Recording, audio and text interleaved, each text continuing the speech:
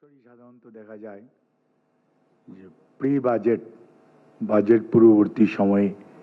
বিভিন্ন স্টেক হোল্ডাররা বাজেটটা কী ধরনের হওয়া উচিত, সরকারের পরিকল্পনা কি এবং নাগরিকদের ভাবনা কি, বিভিন্ন স্টেক হোল্ডারদের চিন্তা ভাবনা কি, কোনটা প্রায়োরিটি পাওয়া উচিত, এসব বিষয়ে ওনাদের যেমন আগ্রহ থাকে এবং বাজেটারি প্রভিশনের মধ্যে এগুলি কিভাবে ইনকর্পোরেট করা যাবে সেই সময় বিষয়েও আমরা ওনাদের পরামর্শ ফর্মালিও আমরা গ্রহণ করি। কাজে সেই জন্যই এই আলোচনাটা অত্যন্ত গুরুত্বপূর্ণ।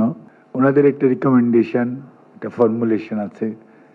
নেক্সট ইয়ারে কি হবে, নেক্সট 5 ইয়ারে কি চিন্তা ভাবনা, আর আমাদের বর্তমান প্রধানমন্ত্রী জনাব তারেক রহমানের নেতৃত্বে বর্তমান সরকার আমাদেরই নির্বাচনী যে অঙ্গীকার 5 বছরে আমরা কি ধরনের মানবিক বাংলাদেশ চাই, এটা তার স্লোগান নির্ভর হবে না, এটাকে বাস্তবতার নিরিখে দেখতে হবে।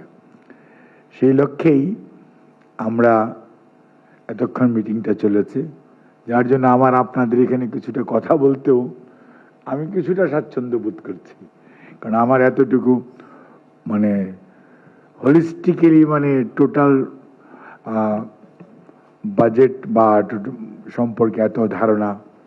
অনেকটাই ছিল না। যাই হোক, আপনাদের যে বিষয়ে আগ্রহ এবং আমার যে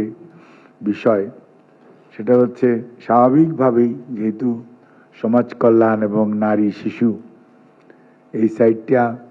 আমাকে দেখার জন্য দায়িত্ব দিয়েছেন মাননীয় প্রধানমন্ত্রী, সেই অনুযায়ী আমাদের এখানে সচিব মহোদয় আছেন। আমরা আজকে আমাদের বয়স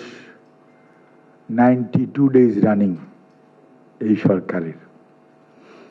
এই 92 দিনের মধ্যে আমরা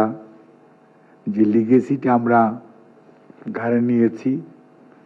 এবং যেটাকে আমাকে ক্যারি অন করতে হবে, কারণ সরকার তো এটা কন্টিনিউয়াস, এটা একটা continuity, what ever might be the government,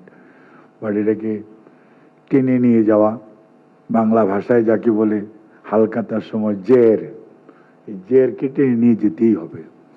যেটুকু আমরা রিভাইজ এডিবিতে যতটুকু রিঅ্যাড্রেস করা যায় সেটা আমরা করছি বা করা হবে। যে বিষয়টিকে আমরা সবচেয়ে বেশি প্রায়োরিটি দিচ্ছি সেটা হচ্ছে যে বাংলাদেশের মানুষের, বিশেষ করে রুরাল এবং আরবান পপুলেশনের মধ্যে যে স্লাম এরিয়াতে যারা থাকে, যাদেরকে আমরা বলি বস্তিবাসী বাংলায়, অর্থাৎ যারা খুবই হতদরিদ্র, দরিদ্র, নিম্নবিত্ত আর মধ্যবিত্ত এবং উচ্চবিত্ত,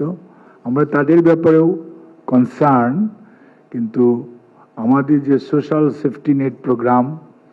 বা সামাজিক দায়বদ্ধতা থেকে কিভাবে এই গ্রুপ অফ পপুলেশন, যারা